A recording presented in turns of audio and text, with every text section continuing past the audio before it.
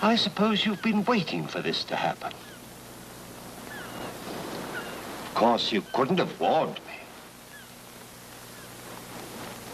Much too interesting. Wasn't that interesting? True, I didn't drown.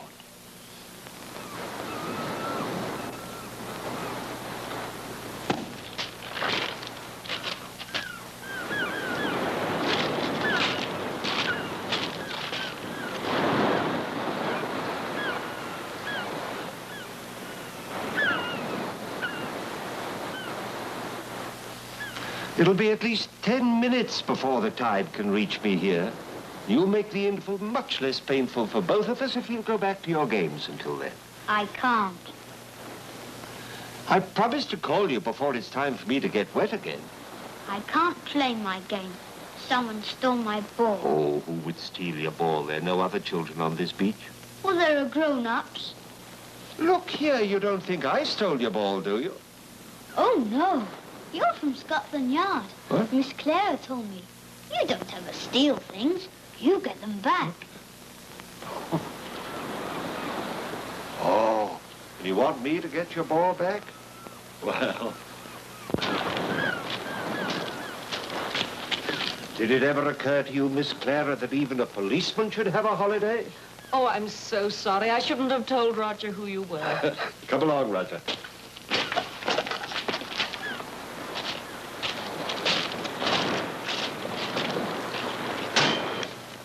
Excuse me, I'm so sorry to disturb you, but my young friend here seems to have lost a ball from his game. I didn't lose it. It was stolen. Well, at any rate, it seems to have disappeared.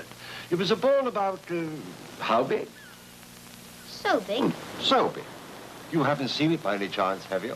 Well, perhaps it rolled into the water. Have you looked along the water's edge? The tide's just coming in. It might have rolled the ball up. If someone stole it, it wouldn't be there. Exactly, and that's just where we're going to look. Excuse us, please. Well, Norman, going for your swim? Yes, I think perhaps I'd better. Tide's almost over the end of the jetty. If I don't go now, I shan't be able to dive. You really are a polar bear. I'm freezing. It's against my advice. If I'd listened to the advice of my doctors, I'd have been dead years ago. Wait for me here, I shan't be long. Do you think he should be doing all this swimming and diving with his heart?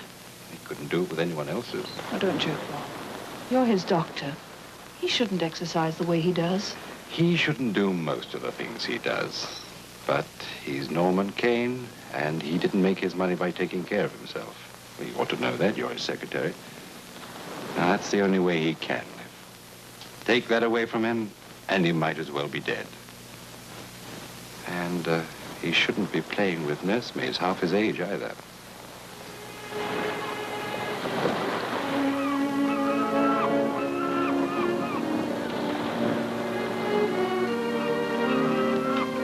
I'm going back to the house.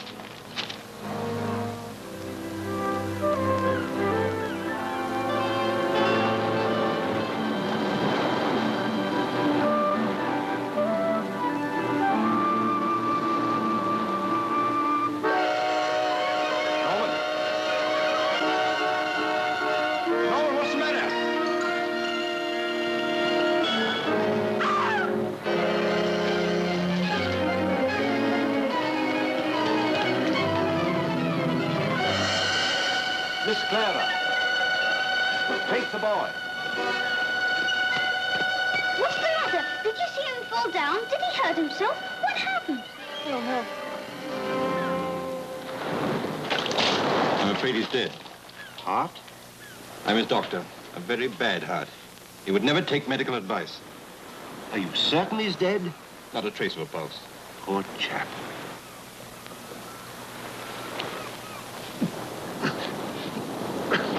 He's too tightly wedged between the rocks. We can't possibly move him. I'd better get some help in the stretcher.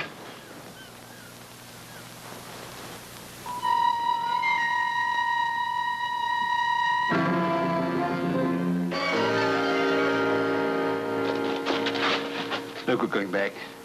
He's dead. A heart attack? I'm afraid so.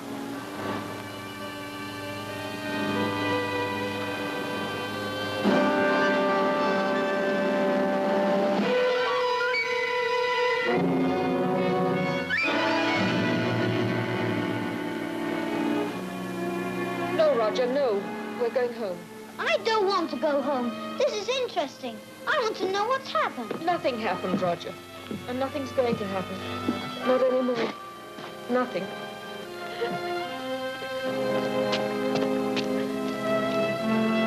Roger, come on.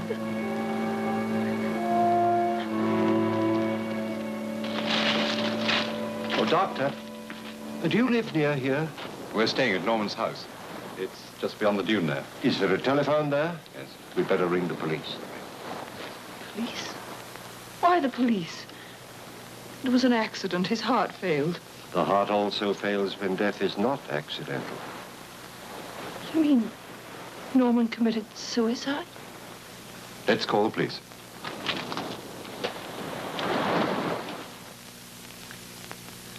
Somebody once said that you can tell about a man from his books.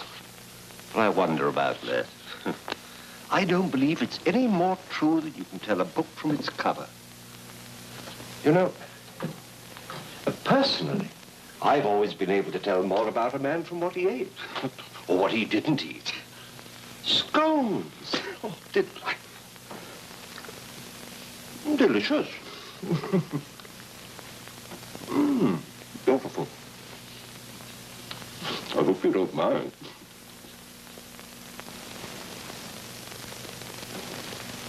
Do you mean what he eats or how much? What, of course. All you can tell from how much is whether or not a man's a pig.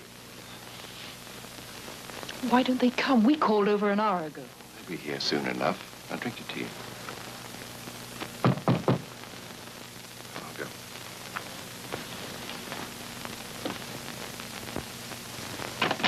Dr. Hastings? That's right.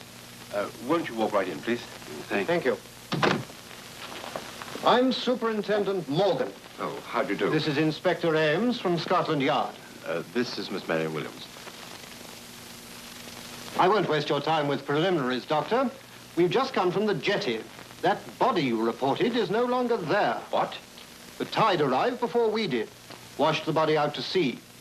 That is, if there was a body. Of course there was a body. Then why wasn't it carried into shore?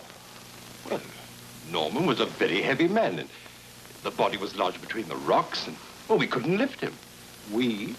That gentleman there. Ask him, he'll tell you. The doctor is quite right. The body could not be dislodged. Colonel March, what the devil are you doing here? I was enjoying the sea air. But I thought you were supposed to be on holiday. Is this your idea of fun and games?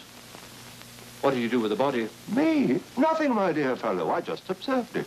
And what on earth do you mean, my idea? I should say it was more the idea of whoever killed Norman Kane. I thought he was supposed to have died of a heart attack. Perhaps. But when I reached under his body to try to move him, I found blood. Oh, well, he may have cut himself falling. Those rocks are sharp. Mm-hmm. Well, so is this. I found it near the body. A hat pin? Not quite. Excuse me, my dear, but where is the air rifle that we were using on the beach this morning? Wait a moment, Marion. You don't have to tell them a thing. Why not? I have nothing to hide. Who is this nosy body, anyway? He's the leading nosy baddie in the world. Colonel March, the Department of Queer Complaints, Scotland Yard. Now may I see the air rifle? Over there in the corner. Now, see here. Well, thank you very much. I do see. Right over here. Now, Ames, as you know, a rifle of this kind ordinarily fires a lead bullet. But if you take the cleaning rod and cut off about 2/3 of it, sharpen what is left to a needle point, the result will be... Look out! A missile that could be shot in the ordinary way, but with murderous effect. Do you mean Kane was killed with that? That's absolute nonsense. I mean, Kane could have been shot in this manner, but on the other hand, he might have died quite normally from a heart attack. Which he did. And what was this doing so close to the body? But I was on my way back to the house. I heard Bob call out. I turned back. Who said you didn't? Well, you're all looking at me. I didn't kill Norman. Who said you did? We used the gun for amusement, that's all. I didn't kill him. Let her alone. You have no right. When I mentioned the police, you were afraid. Why? You didn't think Norman Kane died of a heart attack. Don't answer that, Mary. You were the only one who were out of sight when Kane fell to his death. You're an expert shot. I watched you on the beach. Can't you see what you're doing to the girl? Take it easy, man. You're the only one who could have shot him. Isn't that so? Isn't it? Please, I didn't. Stop it! Isn't that so? I said... Here now, here now, here now. You have no right. I won't allow you to bully her just because you're a policeman. No, I told you to take it easy. We'll do the allowing round here. Are you all right, Colonel? I'll survive. I'm sorry. I lost my head. Let's see now, where were we? Oh, yes. Norman Kane was shot. Only one person could have done it. This young lady here. But look here. I'll do the talking.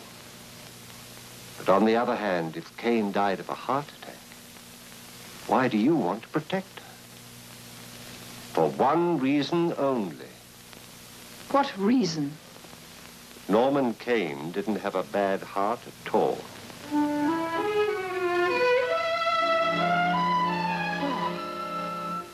If it's for me, if you're holding back something for me.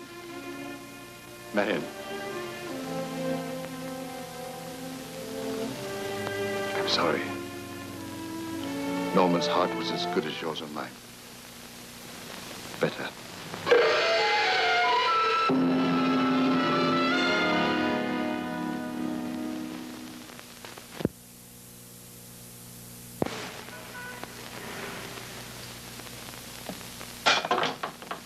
All right. So it's true we haven't enough evidence for more than just suspicion.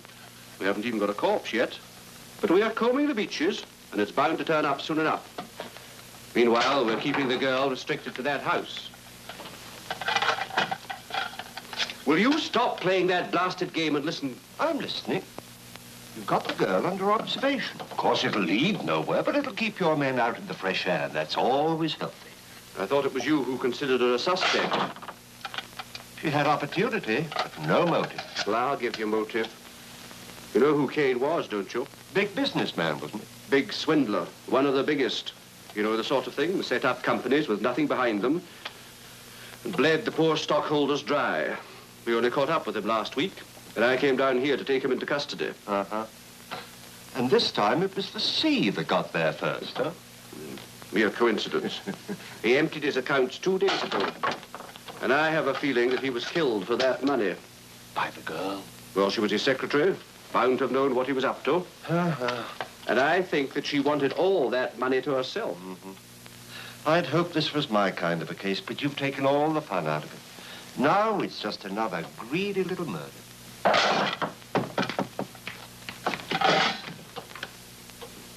Oh, it's for you. Some little boy.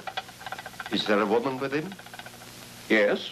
Keep her out there, and then send the boy in just a minute.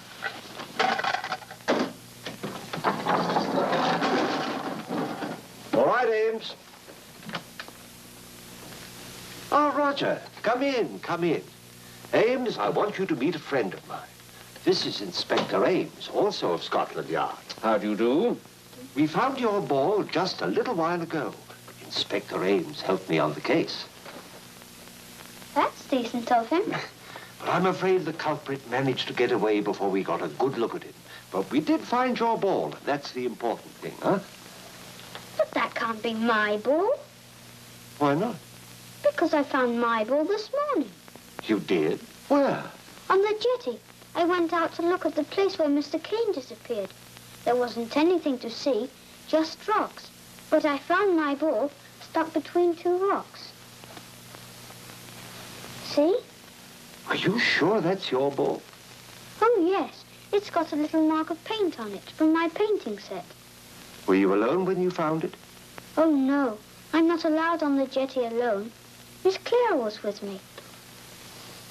But if I found my ball, how did you find that one?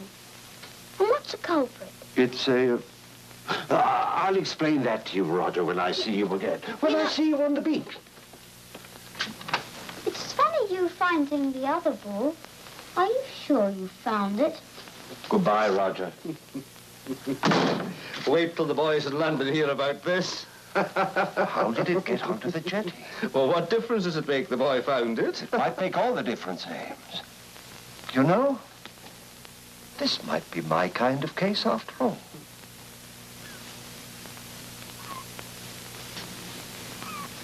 Bob, I'm going to run for it. That's silly. Well, there's only one man out front. I can get out by the back entrance. But why? You're innocent. They don't think so. Well, all they have is a suspicion. Well, that's not proof. It's nonsensical, the idea of suspecting you. Is it? Why, you're incapable of... Murder? You're wrong, you know. I could have murdered Norman Kane with pleasure many times. He was a cruel, brutal man. I told him so at great length only a few days ago. I said some very strong things, which were overheard. Oh. I always thought that you and Norman got along so well together. We did, at first. Too well. Then I made the mistake of falling in love with him. And then he showed me what he was really like. I see. I didn't have to tell you, Bob. I wouldn't have if I didn't trust you. Thank you. All I seem able to do is to hurt you. Another reason for my going away. I'm sorry, Bob. You might as well learn the truth.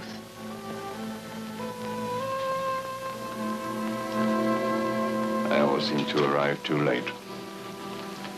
It's the story of my life. I suggest you wait a while. I'll go out and take a cup of tea to that gentleman and engage him in conversation. You can step out the back while I'm talking to him. Bob, you don't have to help me. I don't have to love you either, but I do. And you say you found the ball out on the jetty. That's right. Were you looking for it? Oh, no, I just noticed it among the rocks. Near where Mr. Kane had been lying. I guess so. Out near the end. Did you know Mr. Kane well? I wouldn't say well. We saw one another on the beach. You were going away with him, weren't you? Of course not. You're rude and insolent even to think. You've no right. Everyone has a right to think. Sit down, my dear.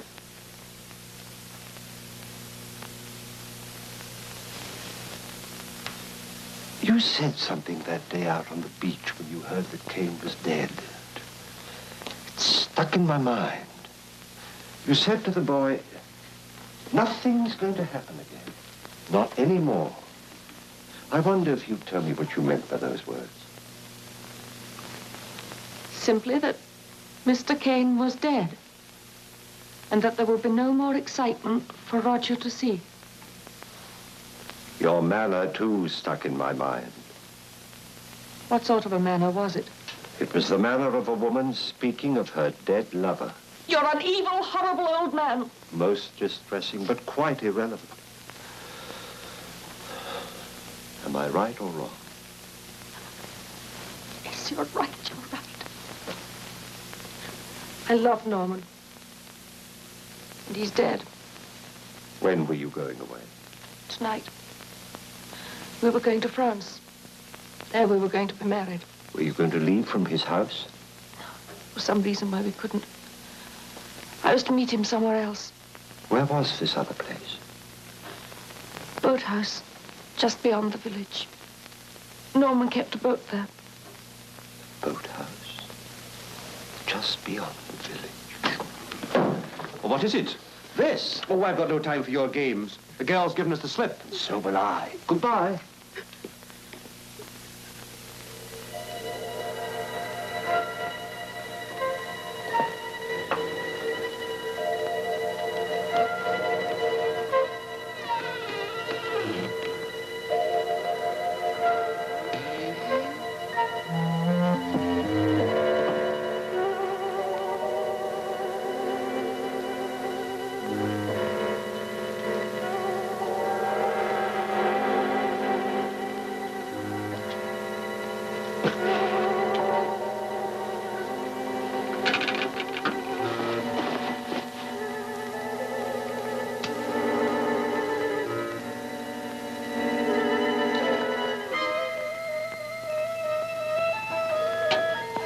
Well, Norman, you're a big success. Everyone thinks you're dead. Now you can disappear with the money and live any place you like in the world. Only, you made one mistake. You forgot to be honest with me. You were making love to Marion behind my back. And for that, I'm going to kill you. Cecil! Oh, Marion. Dear, sweet Marion. You'll be pleased to know that she stands a very good chance of being hanged for your murder. The police already think she did it. But tonight, the dear, sweet, stupid girl ran away. So they'd be certain. You listening, Norman? I wouldn't want you to miss any of this. Stop shamming, Norman. I know you're awake. Stand up. The name is March. Colonel March, Department of Queer Complaints.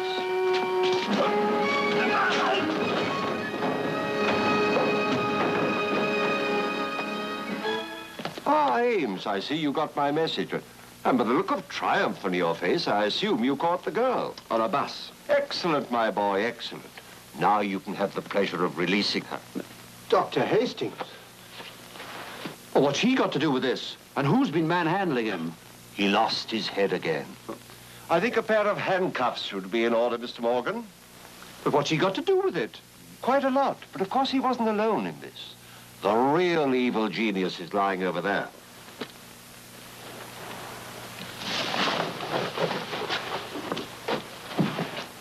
Norman Kane. Exactly. And is he dead? Feel his pulse. He hasn't got one. He must be dead. Get up now, Mr. Kane. But he's got no pulse. I told you the key to this whole thing was physiological. Will you kindly raise your arm, Mr. Kane? See? He did it with this small ball. You see, if the ball is held tightly against the large artery there like that, it cuts off all circulation and no pulse is felt. I should have thought of that sooner. I broke no law. A man can amuse himself as he pleases. What was he after, Colonel? I only wanted to leave the country with my own money. Hastings decided to kill me for it. That's attempted murder. Well, come along, Mr. Kane. They want to speak to you in London. And you too, Dr. Hastings. We'll think of some appropriate criminal charge. I underestimated you, Colonel. Everyone does, once. How did you find out? Because the greedy are usually mean as well, and Kane was no exception. He couldn't resist the temptation of stealing so small a thing as a rubber ball. I told her not to steal that kid's ball. Oh, he should be thankful that he did. It saved his life, but not his liberty.